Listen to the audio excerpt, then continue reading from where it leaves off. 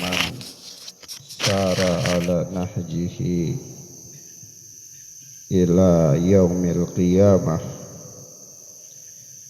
Amma ba'd. Akhwana fid din wa akhawat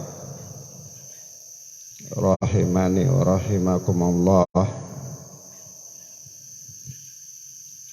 yang mudah-mudahan dirahmati oleh Allah Subhanahu wa ta'ala. Kita lanjutkan pelajaran kita dengan kitab Bulughul Maram. Kita masih berada pada babul, yakni keterangan tentang hal-hal yang berkaitan dengan permintaan cerai. Permintaan cerai.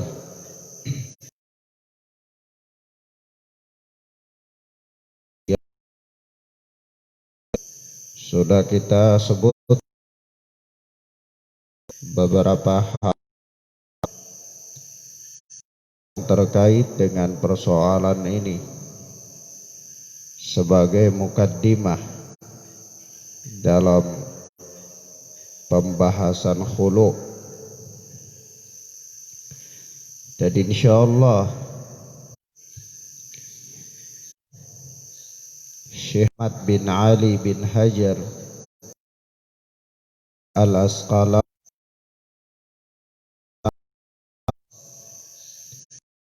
an Ibni Abbasin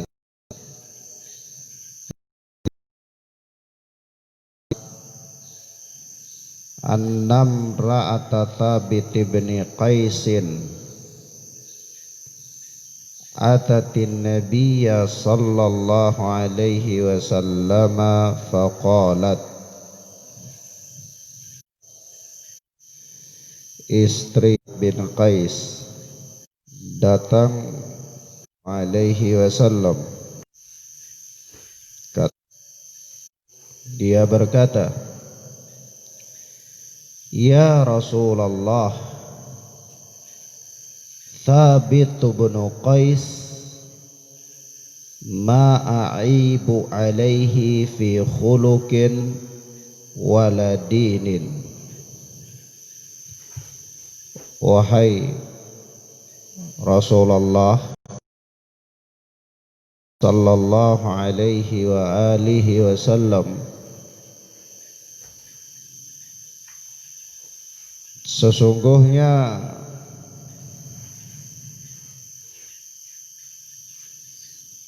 aku tidak mencela akhlak agamanya Thabit bin Qais,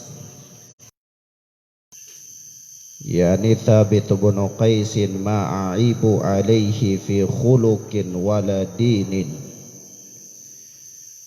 Yakni Thabit bin Qais itu aku tidak mencela akhlak dan agamanya, yakni akhlak dan agamanya dalam pandangan istrinya adalah baik, walakinni akrahul kufra fil Islam, akan tetapi aku khawatir, aku takut kekufuran, yakni melakukan kekufuran di dalam Islam. Kekufuran yang dimaksudkan di sini adalah pembangkangan, nusus, yakni tidak sukanya atau tidak taatnya atau tidak senangnya dia terhadap suaminya. Naam. Maka dia takut jangan sampai dia terjatuh dalam mengkufuri suaminya. Naam. Qala Rasulullah sallallahu alaihi wasallam. Maka Rasulullah sallallahu alaihi wasallam pun bersabda, ataruddina alaihi hadiqatahu. Apakah engkau mau mengembalikan kebunnya, yakni kebunnya Thabit bin Qais yang dia berikan kepada istrinya sebagai mahar ketika dia mengadu kepada Rasulullah sallallahu alaihi wasallam ketidakcocokannya dengan suaminya, dan dia takut kalau rumah tangganya tetap dipertahankan maka dia bisa kufur, dalam artian mengkufuri suami karena dia tidak mampu menjalankan kewajibannya dengan baik, tidak pula mampu menunaikan hak-hak suaminya. Maka Rasulullah sallallahu alaihi wasallam mengatakan, ataruddina alaihi hadiqatahu. Apakah engkau mau mengembalikan kebunnya Thabit bin Qais itu? Qalat na'am. Dia pun berkata, iya, mau. Qala Rasulullah, faqala Rasulullah sallallahu alaihi wasallam. Maka Rasulullah sallallahu alaihi wasallam pun bersabda, iqbalil hadiqah wa talliqha tatliqatan. Yani Rasulullah bersabda kepada Thabit bin Qais, kata Rasulullah, terimalah kebun itu dan ceraikanlah dia dengan sekali cerai, yakni sekali talak, yakni talak dengan lafaz khulu, bukan dengan lafaz talak. Naam. Rawahul Bukhari wa fi riwayatin lahu wa amarahu bitalaqiha. Kata Al-Hafidh, hadis ini diriwayatkan oleh Imam Bukhari, dan di dalam suatu riwayat bagi Imam Bukhari tersebut kalimat wa amarahu bitalaqiha, dan Nabi sallallahu alaihi wasallam memerintahkan Thabit bin Qais untuk menceraikan istrinya tersebut. Selanjutnya berkata Al-Hafidh, wali Abi Dawud wa Tirmidzi wa hassanahu, dan bagi Imam Abu Dawud dan Al-Imam At-Tirmidzi,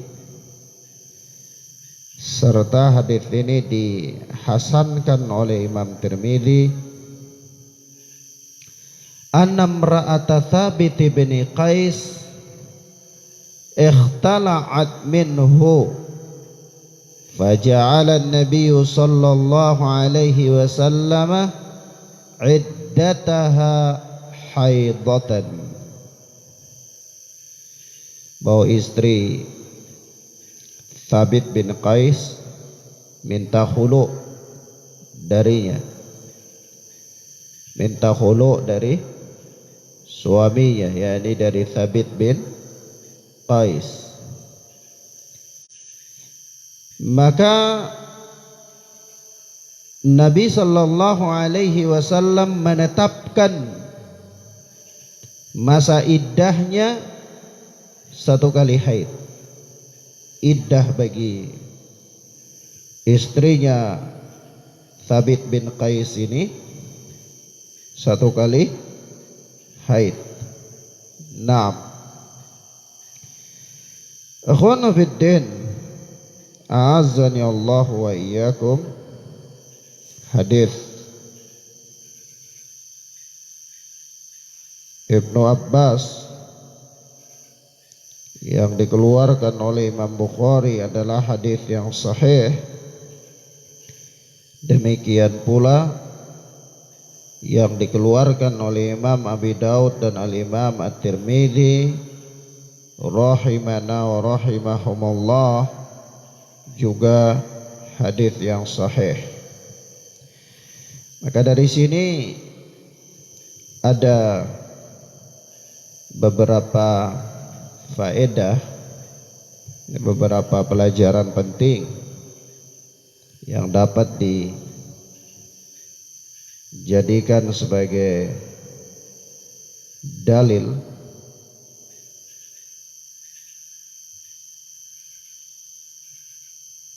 yaitu yang pertama, istri Thabit bin Qais ini para ulama berselisih pendapat tentang namanya. Ada yang mengatakan namanya Jamilah, ada yang mengatakan namanya Zainab binti Abdullah bin Ubay bin Salul Al-Ansariyah Al-Khazrajiyah. Ada juga yang mengatakan namanya Jamilah binti Sahal. Namun kebanyakan para ulama mengatakan namanya Habibah binti Sahal. Habibah binti Sahal. Ala kulli hal, para ulama berselisih pendapat tentang nama istri Thabit bin Qais ini. Naam. Maka ikhwan, a'azzani Allah wa iyyakum. Di sini ada beberapa pelajaran penting. Yang pertama, hadis-hadis ini menerangkan kepada kita tentang ketetapan prinsip dasar khulu. Prinsip dasar khulu, bahwa khulu adalah perpisahan yang dibolehkan dalam agama. Perpisahan dengan cara khulu adalah boleh dalam agama, tidak terlarang. Tidak terlarang. Naam. Yang kedua,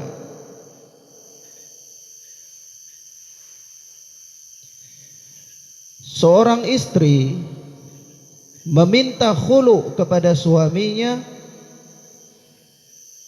adalah dibolehkan.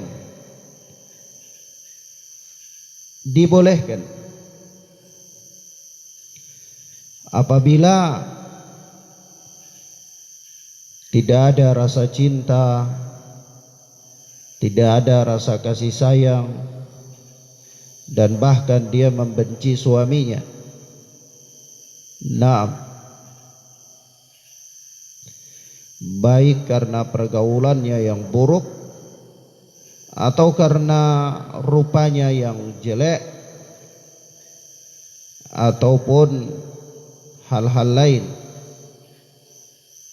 lain yang menimbulkan keengganan. Naam. Di hal-hal yang membuat rumah tangga mereka tidak bisa harmonis lagi, sehingga keengganan istri untuk melayani suaminya. Apakah karena ketidaksanggupan istri sebab ulah daripada pergaulan suami yang buruk atau akhlaknya yang buruk atau yang semisal, ya, maka ini boleh. Kebolehan ini apabila hal yang memicu itu adalah hal-hal yang bukan perkara agama, bukan perkara agama. Tapi kalau perkara agama, agama suaminya itu Ramadan tidak pernah puasa atau menggampang-gampangkan Ramadan, begitu pula sholat, misalnya dia tidak sholat, nah, atau kurangnya pengetahuan agamanya yang membuat, ya, permasalahan dalam rumah tangga mereka terus menerus, maka dalam posisi seperti ini khulu hukumnya wajib. Khulu hukumnya apa? Wajib. Nah, kalau posisinya itu unsur-unsur yang membuat keretakan rumah tangga, tidak harmonisnya sebuah rumah tangga adalah agama, maka khulu itu wajib. Apakah dari pihak suami atau pihak istri? Ya, misalnya agama suami itu jelek dan istri tidak bisa bersabar untuk hal tersebut, maka istri boleh menggugat cerai atau mengajukan khulu.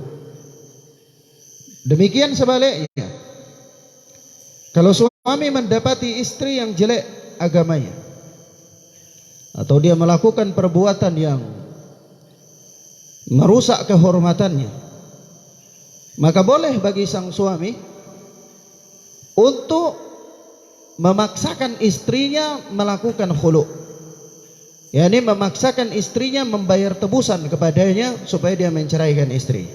Itu boleh. Demikian bahkan wajib kalau kekurangan ini adalah dalam persoalan agama.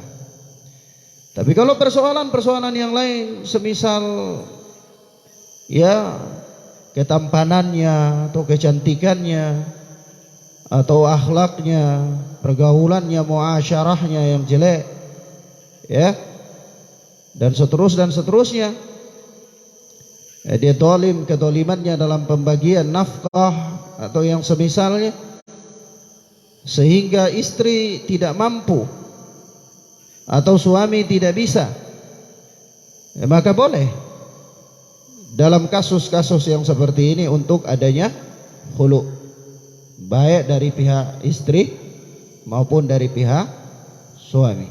Nah, toib.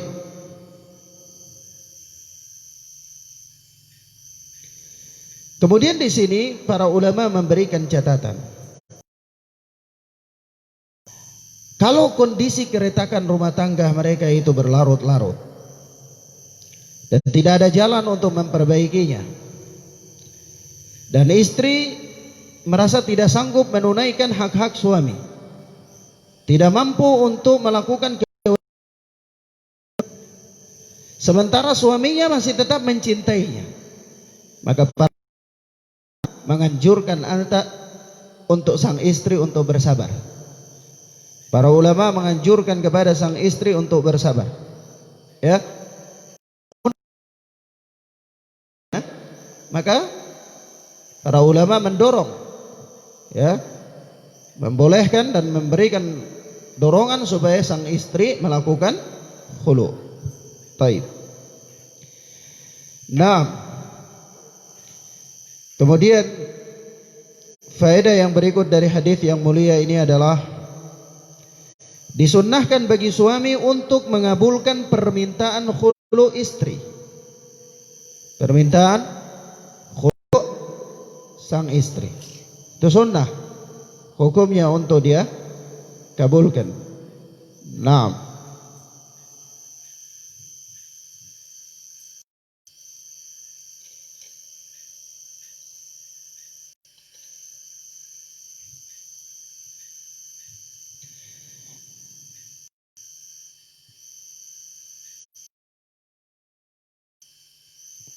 Yang berikut,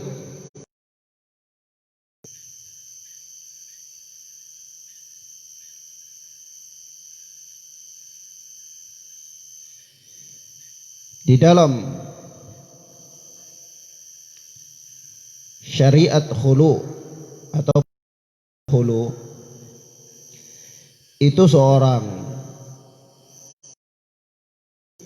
membayar kompensasi kepada suami, membayar kompensasi kepada suami, yakni mahar. Namun boleh untuk mengembalikan lebih besar dari itu atau lebih kecil dari itu, tergantung dari kalau sang suami ridho bahwa sang istri menebus dirinya lebih kecil dari separuh dari mahar yang diberikan kepada istrinya, maka boleh.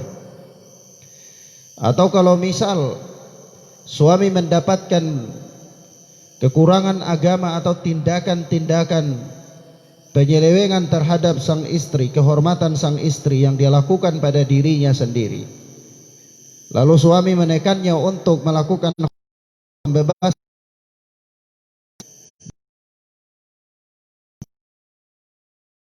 kembalian kecuali penebusan dengan jumlah yang lebih besar juga boleh, ya. Nah, kemudian dari hadis yang mulia ini, yang berpisah dengan suaminya karena khulu itu masa iddahnya 1 kali haid, 1 kali haid. Wanita berpisah dengan suaminya karena khulu masa iddahnya 1 kali haid. Nah, dia sudah bisa menikah lagi. Nah, wallahu a'lam bis-shawab. Nah, dan di sini apa? Ya perlu kita menjadi catatan, ya harus membedakan bahwa khulu dengan lafaz talak dan khulu dengan lafaz khulu, ya. Nah,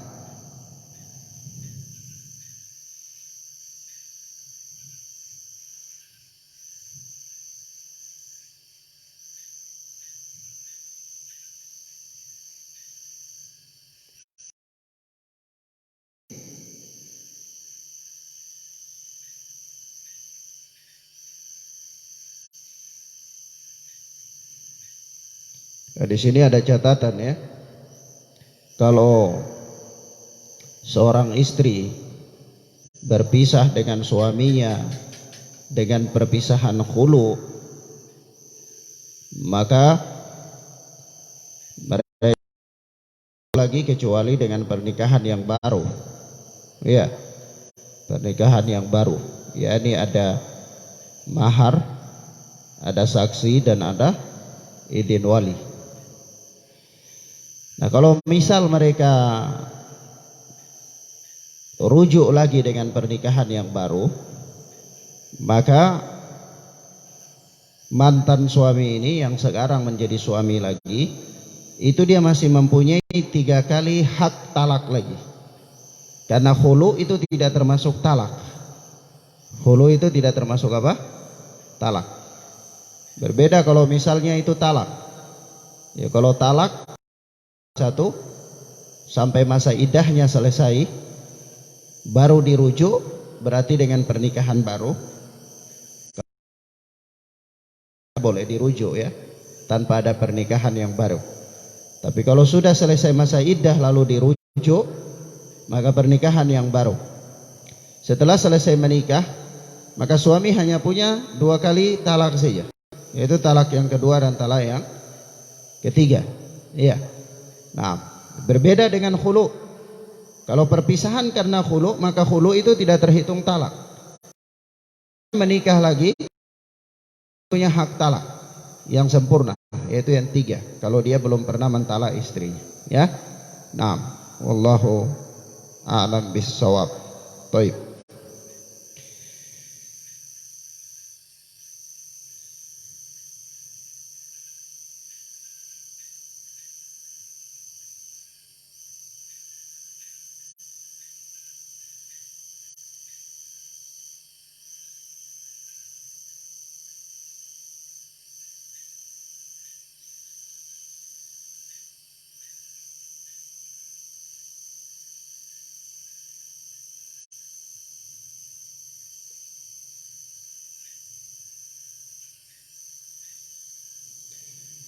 Selanjutnya berkata Al-Hafidh Ibnu Hajar Asqalani rahimana rahimahullah, wa fi riwayati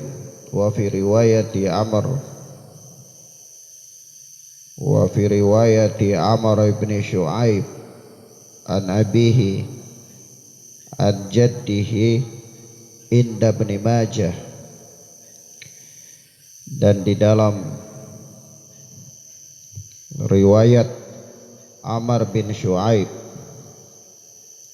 di dalam riwayat Amr bin Shu'aib dari bapaknya, dari kakeknya, inda Ibn Majah, yang riwayat Ibnu Majah, disebutkan anna Thabit bin Qais damiman wa anna imra'atahu qalat Allah idza dakhala alayya labasaqtihi. Tersebut bahwa Thabit bin Qais itu jelek, orang yang rupanya jelek, tidak tampan.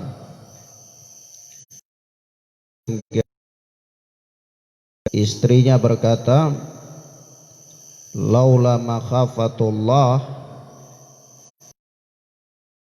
aku takut kepada Allah, idza dakhala alayya labasaqtu fi wajhihi, niscaya kalau dia masuk menemuiku, niscaya aku akan meludahi wajahnya. Nah, begitu di dalam riwayat Ibnu Majah. Namun riwayat ini dhaif.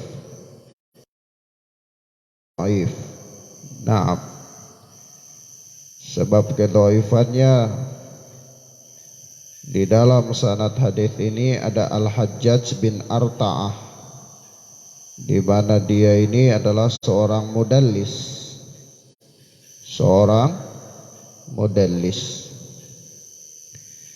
Selanjutnya berkata Al-Hafidh Ibnu Hajar Asqalani rahimana rahimahullah,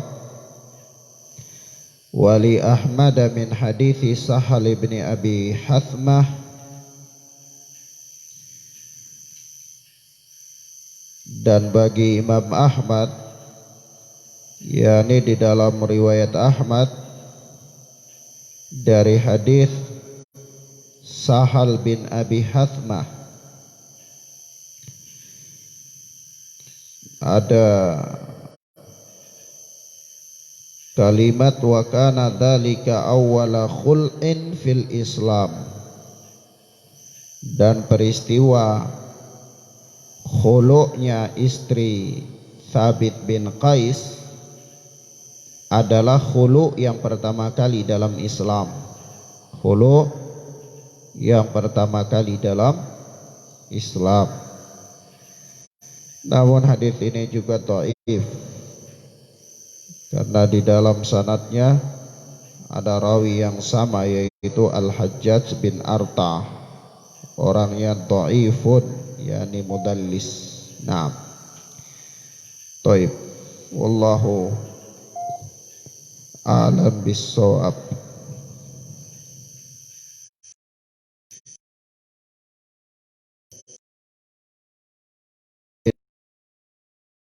Ya Allah wa iyyakum. Kita masuk pada bab yang baru yaitu babut talaq. Bab keterangan tentang hal-hal yang berkaitan dengan talak. Hal-hal yang lanjutkan pada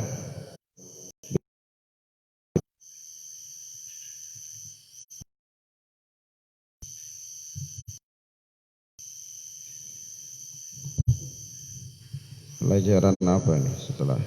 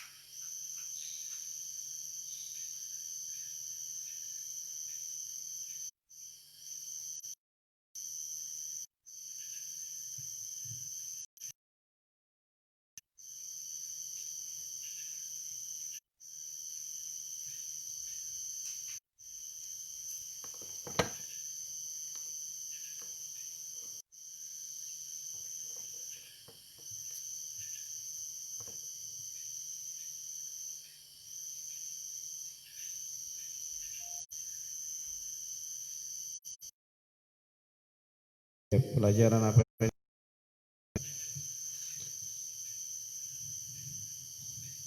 Ensiklopedia.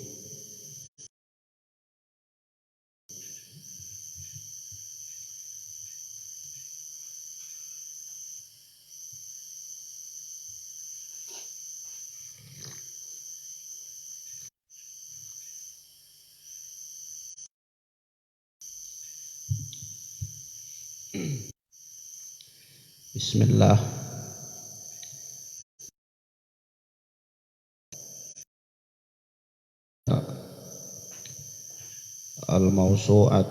Mausu'atul adab al-islamiyah,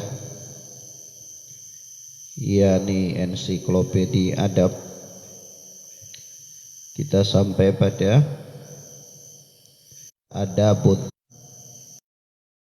yakni adab menyembelih, adab penyembelihan. Naam.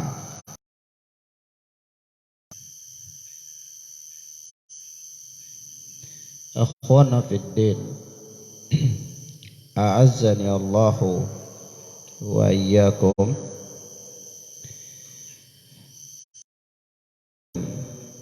Sempurna dan lengkapnya agama Islam ini sampai pembelihan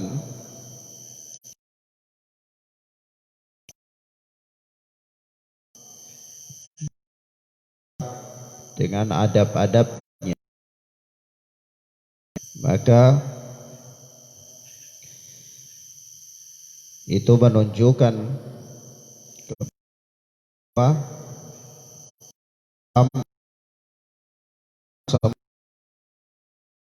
agama yang sangat sempurna.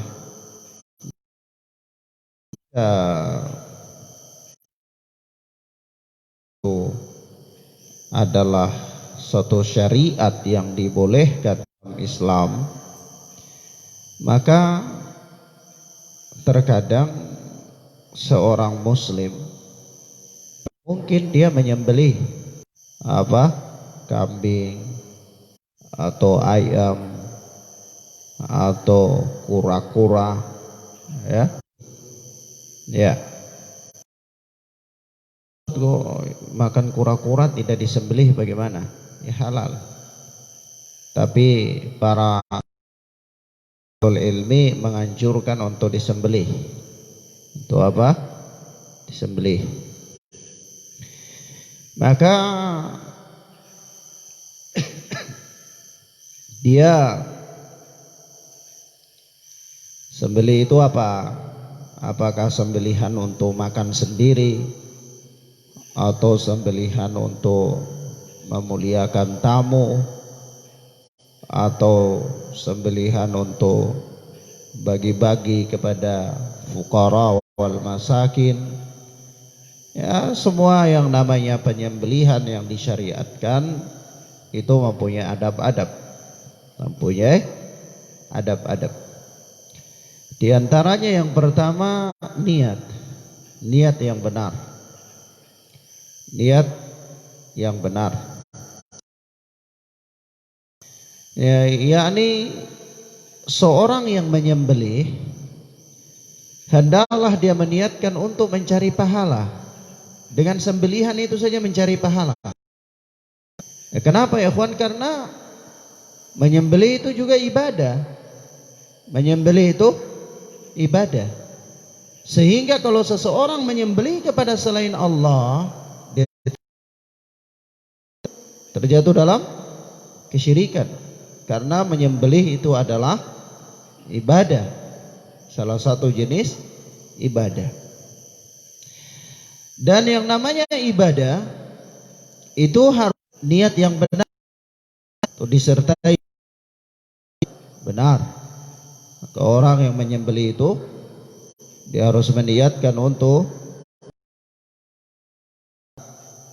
dari Allah Subhanahu wa taala. Nah,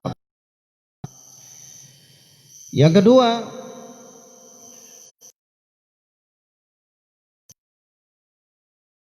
yang susunya.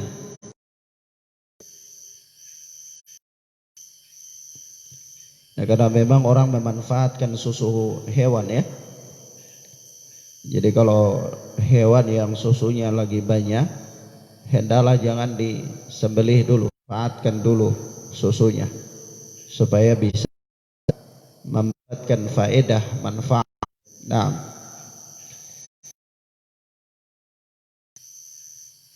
tujuan tidak menyembelih supaya bisa dimanfaatkan susu daripada hewan tersebut, ya. Naam. Sallallahu alaihi wasallam bersabda, la tadhbahanna,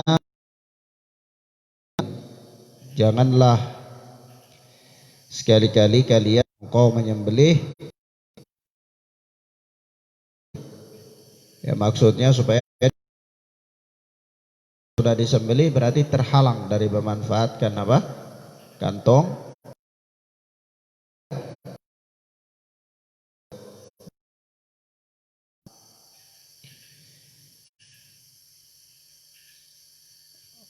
Di catatan bahwa adab yang kedua ini kepada Islam sangat memperhatikan, tidak terhalang dari sesuatu yang cara apa saja yang masih mungkin. Maka Islam sangat memperhatikannya supaya dimanfaatkan dulu, jangan disia-siakan. Sia-siakan, manfaatkan tetapi kita sia-siakan, maka ini bisa menyebabkan menajamkan pisau.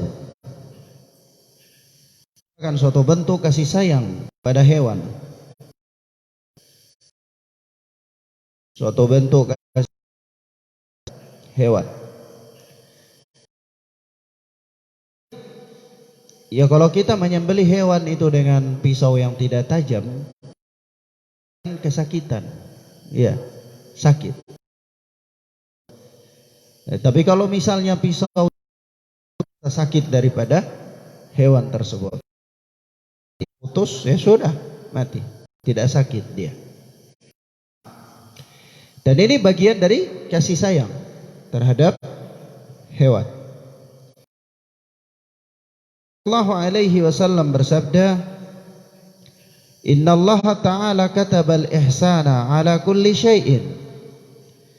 Sesungguhnya Allah Subhanahu wa Ta'ala berikan atas segala sesuatu. Ahsinul qitla.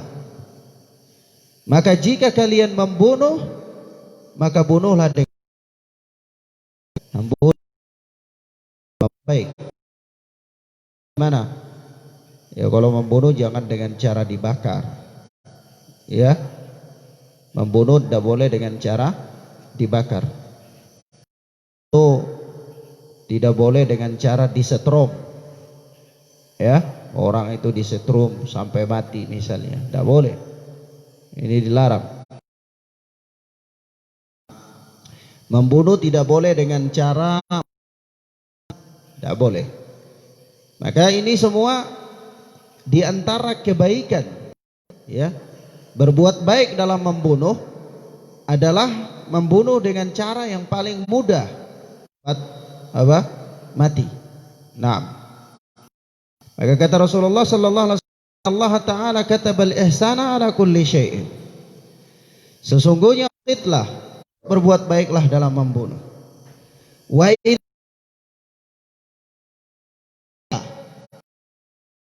apabila maka berbuat baiklah dalam penyembelihan.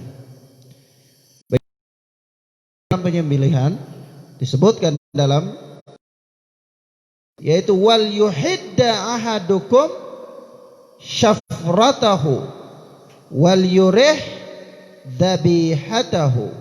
Dan pisaunya dan fal yurih dabihatahu, disembelihnya. Itu menyembelih. Cara berbuat baik dalam menyembelih itu ya, tajamkan pisau dan ini di yang nyaman baginya. Nah, agama kasih sayang ya, yang datang dengan sayang sampai kepada hewan saja Islam, ya. Islam memperhatikan kasih sayang dalam penyembelihan. Nah, yang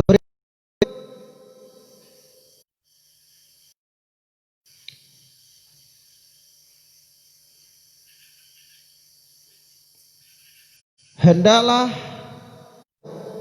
sebelum beli,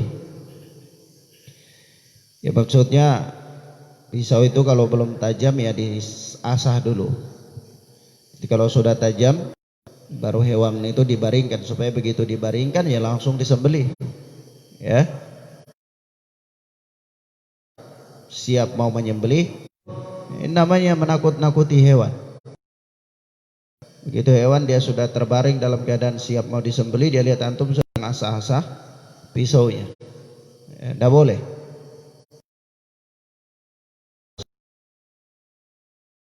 Nah,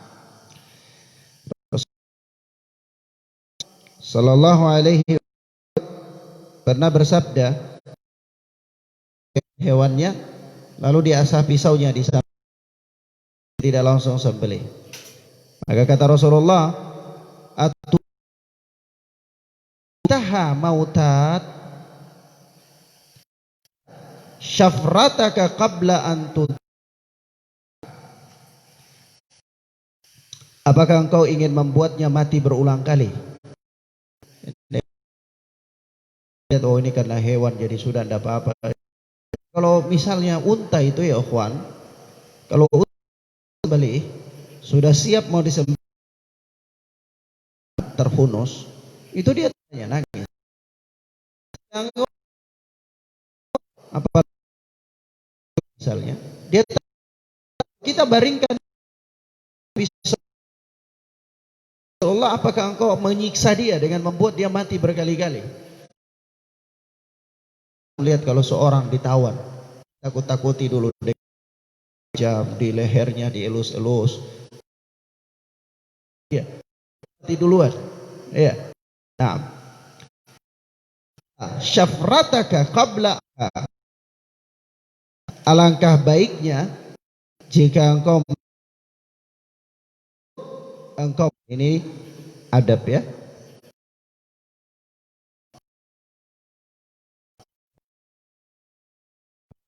Tidak boleh.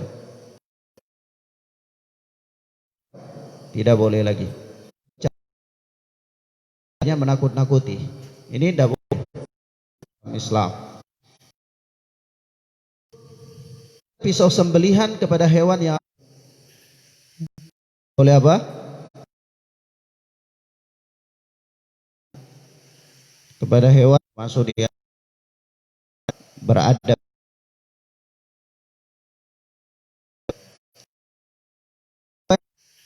Takbir.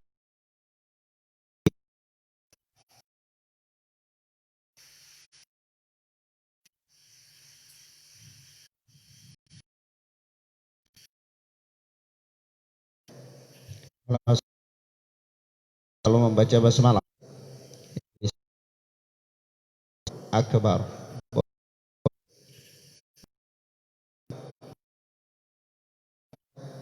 maka hewannya tidak halal dimakan dengan sengaja hewan ini.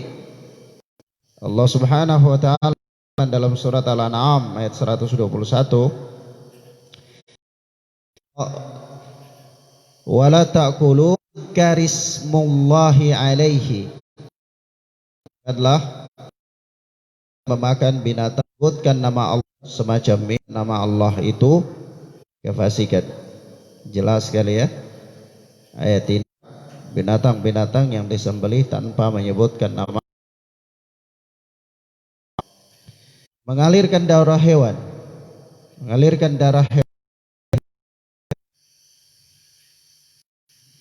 yaitu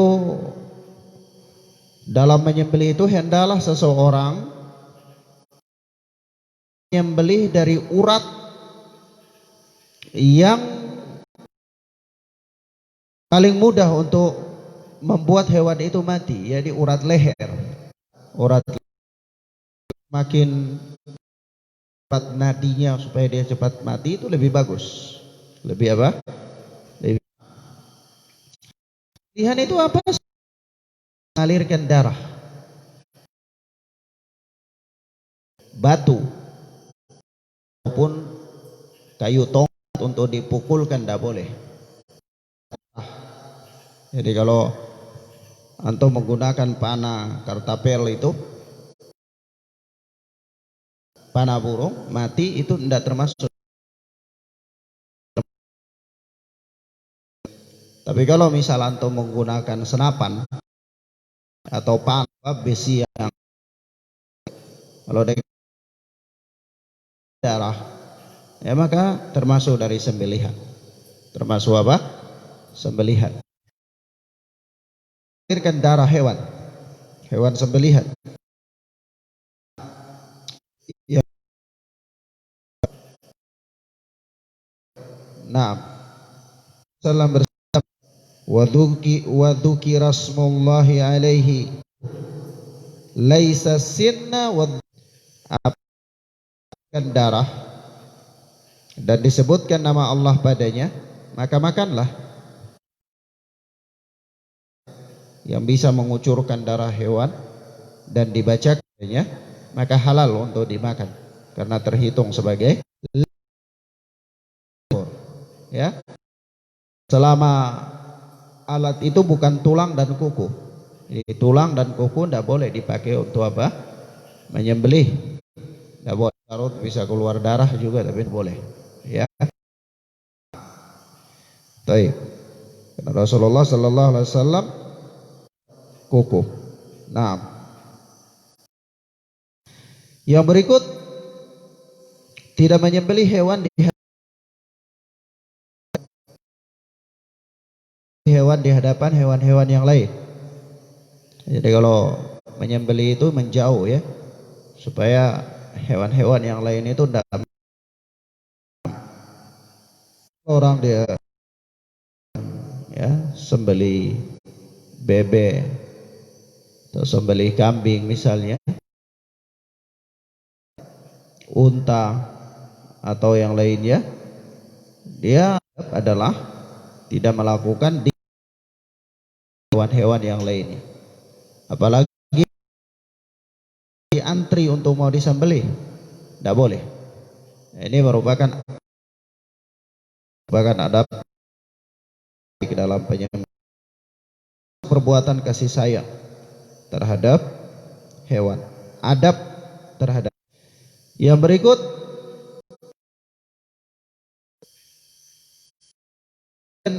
hewan sembelihan teman,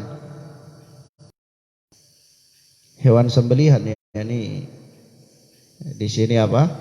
Sembelihan untuk hewan kurban, bagi-bagi, atau misalnya ya bagi-bagi, atau memang dia dapat rizki ya dia sembelih ya, maka alangkah baik. Hal ini sebagaimana di alaihi wasallam disebutkan bahwa idza dhabaha syata fayaqulu arsilu biha ila asdiqai Khadijah. Apabila Allah menyembelih kambing, itu sebagian kepada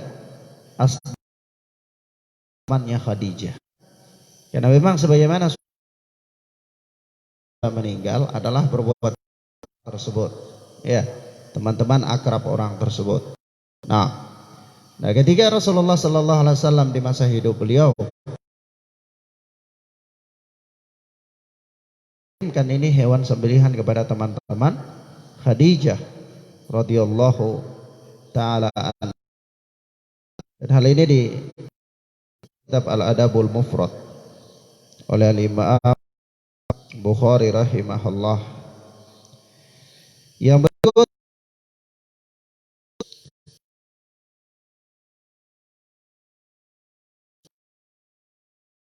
adapun yang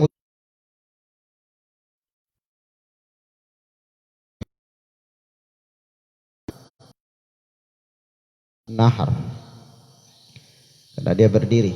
Adapun yang lain ya dibaring.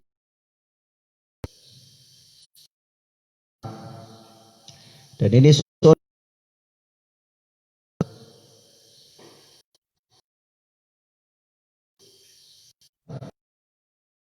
pernah melihat seorang yang menyembelih unta dalam keadaan Sallallahu alaihi wasallam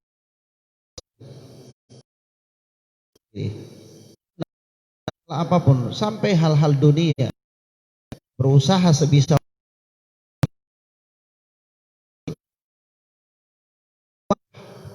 yaitu ban gitu, situ terompah, kata ya,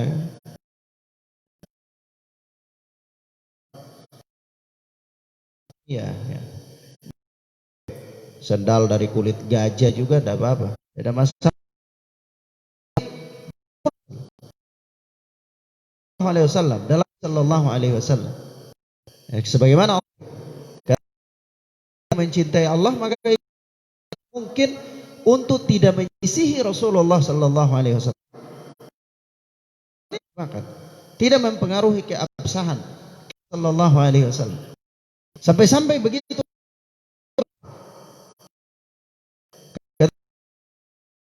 berdiri muqayyadatan dalam ikat.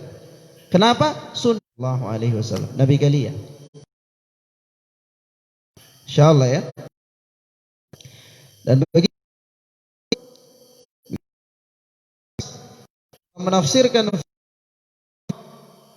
dalam surat Al-Hajj ayat budna ja'alnaha lakum min khair sawaf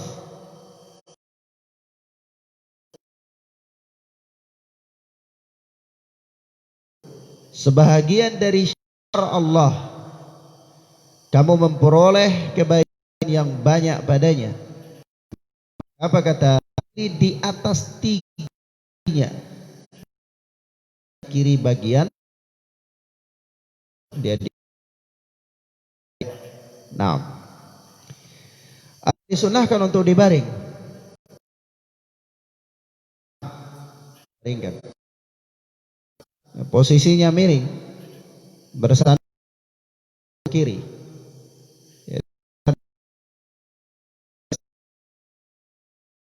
kirinya itu hadapnya berarti beli hewan yang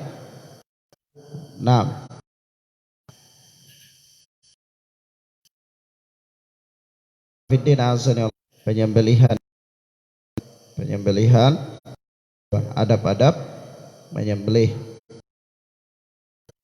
ya boleh ya dalam